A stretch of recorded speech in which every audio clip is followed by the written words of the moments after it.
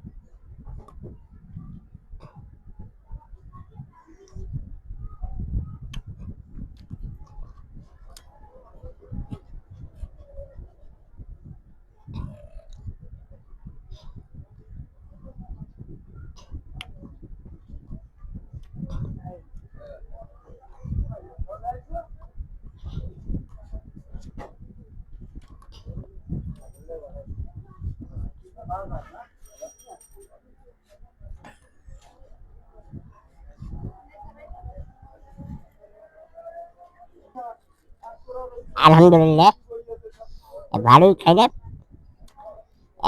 অনেক দিনের পরে খাবার এই এটা খাইতে খুব টেস্ট লাগে। এটা অনেকে খাইতে পছন্দ করেন কিন্তু তা বলতে পারলে অনেকে খায় দই চিড়ে।